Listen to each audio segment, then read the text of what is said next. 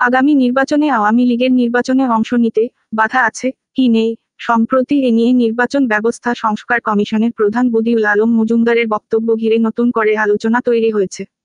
গত বৃহস্পতিবার রংপুরে এক অনুষ্ঠানে মি মজুমদার সাংবাদিকদের বলেছিলেন, এই মুহূর্তে আওয়ামী লীগের নির্বাচনে অংশ নিতে তিনি কোনো বাধা দেখছেন না। মি মজুমদারের এই বক্তব্যের পরে তা প্রত্যাখ্যান করে ওই রাতেই বিবৃতি দেয় বৈষম্য বিরোধী ছাত্র আন্দোলন। শনিবার বৈষম্য বিরোধী ছাত্র আন্দোলনের আহ্বায়ক হাসনাত আব্দুল্লাহ বলেন, গণহত্যায় জড়িত আওয়ামী লীগের বিচার হতে হবে, তার আগে আওয়ামী লীগের নির্বাচনের প্রশ্নই অপ্রাসঙ্গিক। বৈষম্য বিরোধী ছাত্র আন্দোলনের মতো একই অবস্থান বৈষম্য বিরোধী ছাত্রদের আরেকটি প্ল্যাটফর্ম জাতীয় নাগরিক কমিটিরও। পরে শুক্রবার রাতে জরুরি সংবাদ সম্মেলন ডেকে সংস্কার কমিশনের প্রধান বদিউল আলম মজুমদার তার বক্তব্যের ব্যাখ্যাও দেন। মি মজুমদার শনিবার বলেন, আওয়ামী লীগ, বিএনপি বা অন্য কোনো দলকে বাদ দেয়া কিংবা ভোটের সুযোগ করে দেওয়ার কোনো বিষয় এটা আমাদের প্রস্তাবের বিবেচনার মধ্যেও নাই। নির্বাচন সংস্কার কমিশন মনে করছে, বর্তমানে নির্বাচন কমিশনের যে আইন রয়েছে তাতে আওয়ামী লীগকে নিষিদ্ধ করা না হলে কিংবা বিচারক প্রক্রিয়ায় দলটি দোষী সাব্যস্ত না হলে তাদের ভোটে অংশগ্রহণের একটি সুযোগ রয়েছে। গত জুলাই-আগস্টে ছাত্রদের আন্দোলনের সময় গণহত্যায় জড়িত থাকার অভিযোগে এরই মধ্যে শেখ হাসিনা সহ আওয়ামী লীগের নেতাদের বিরুদ্ধে তদন্ত শুরু করেছে আন্তর্জাতিক অপরাধ ট্রাইব্যুনাল। ট্রাইব্যুনালের চিফ প্রসিকিউটর তাজুল ইসলাম বলেন, গণহত্যা ও মানবতা বিরোধী অপরাধের অভিযোগে ব্যক্তিদের বিরুদ্ধে তদন্ত চলছে। কোনো দলের অপরাধ এখনো আমরা তদন্ত করছি না। ভবিষ্যতে আমাদের কাছে যদি মনে হয় দল হিসেবে আওয়ামী লীগের বিরুদ্ধে তদন্ত হওয়া উচিত সেটা তখন বলা যাবে। এই পরিস্থিতিতে আগামী নির্বাচনে দল হিসেবে আওয়ামী লীগের অংশ নেয়ার কতটা সুযোগ রয়েছে সেটি নিয়েও নানা প্রশ্ন দেখা যাচ্ছে। গত বৃহস্পতিবার দুপুরে রংপুর জেলা প্রশাসকের কার্যালয়ে নির্বাচন ব্যবস্থার সংস্কার নিয়ে স্থানীয় প্রশাসন, রাজনৈতিক দল ও সুশীল সমাজের সাথে বৈঠক করেন কমিশন প্রধান বদিউল আলম মজুমদার। পরে সাংবাদিকরা মি মজুমদারের কাছে জানতে চেয়েছিলেন আগামী নির্বাচনে আওয়ামী লীগ অংশগ্রহণ করতে পারবে কিনা। জবাবে তিনি বলেছিলেন, আমরা চাই একটা অন্তর্ভুক্তিমূলক নির্বাচন। যারা নির্বাচনের জন্য প্রস্তুত হয়ে নির্বাচনে অংশগ্রহণ করতে পারবে, কোনো রকম বাধা বিপত্তি তাদেরকে দেয়া হবে না। সেই রকম একটা নির্বাচন চাই আমরা। এ সময় তিনি এটিও বলেন যে, অযোগ্য যদি না হয় তাহলে তারাও, আওয়ামী লীগও, নির্বাচনে অংশগ্রহণ করতে পারবে। সেই সুযোগ সবারই থাকা উচিত। এই নিয়ে ওই রাতেই মি মজুমদারের বক্তব্য প্রত্যাখ্যান করে বৈষম্য বিরোধী ছাত্র আন্দোলন বিবৃতি দেয়, যেখানে সংগঠনের পক্ষ থেকে বলা হয়, আওয়ামী লীগ বাংলাদেশে একাধিক গণহত্যার জন্য দায়ী গোষ্ঠী।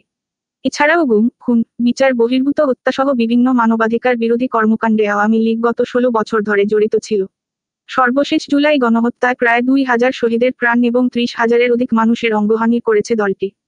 এতে আরও বলা হয়, যে দলটি বাংলাদেশের নির্বাচন ব্যবস্থাকে কলঙ্কিত করেছে, তাদেরকে নির্বাচনে অংশগ্রহণের সুযোগ প্রদান জন আকাঙ্ক্ষার বিরুদ্ধাচরণ। এই বিবৃতিতে বৈষম্য বিরোধী ছাত্র আন্দোলন নির্বাচন সংস্কার কমিশনের প্রধান জনাব বদিউল আলম মজুমদারকে তার বক্তৃতা প্রত্যাহার করে আওয়ামী লীগকে নির্বাচনে অংশগ্রহণ করতে না দেওয়ার জন্য যথাযথ ব্যবস্থা গ্রহণের আহ্বান জানায়। শুক্রবার রাতে মি মজুমদার নিজের বক্তব্য নিয়ে সাংবাদিক সম্মেলন করেন। কোনো দলকে নির্বাহী আদেশে নিষিদ্ধ করা হলে নির্বাচন কমিশন তাদের নিবন্ধন বাতিল করতে পারে। যতক্ষণ পর্যন্ত কোনো দলের নিবন্ধন আছে ততক্ষণ পর্যন্ত তাদেরকে নির্বাচন থেকে বাদ দেওয়ার সুযোগ আমাদের হাতে নেই। শেখ হাসিনা সরকার পতনের পর আওয়ামী লীগ নেতাদের পাশাপাশি তাদের শরিক জোট 14 দলীয় জোটের নেতাদের কেউ কেউ এরই মধ্যে গণহত্যার বিভিন্ন মামলায় গ্রেপ্তার হয়েছেন। গণহত্যার বিভিন্ন মামলায় তাদেরকে হাজির করা হচ্ছে আন্তর্জাতিক অপরাধ ট্রাইব্যুনালে।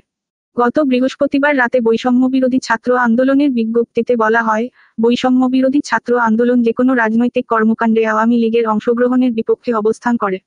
নির্বাচন সহ যে কোনো রাজনৈতিক কর্মকাণ্ডে আওয়ামী লীগ অংশগ্রহণ করলে জুলাই গণঅভ্যুত্থানের শহীদদের রক্তের অবমূল্যায়ন হবে। সংগঠন আহ্বায়ক হাসনাত আব্দুল্লাহ বিবিসি বাংলাকে বলেন, দল হিসেবে আওয়ামী লীগ গণহত্যায় জড়িত। তাদের সাথে 14 দলও একই অপরাধে জড়িত। আগে গণহত্যার বিচার হবে, তারপর অন্য প্রশ্ন।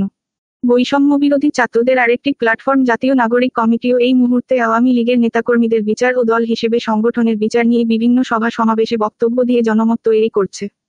এই সংগঠনটি মনে করে এই মুহূর্তে যদি দল হিসেবে আওয়ামী লীগের বিচার না হয় তাহলে ভবিষ্যতে গণতান্ত্রিক প্রক্রিয়া বাধাগ্রস্ত হতে পারে।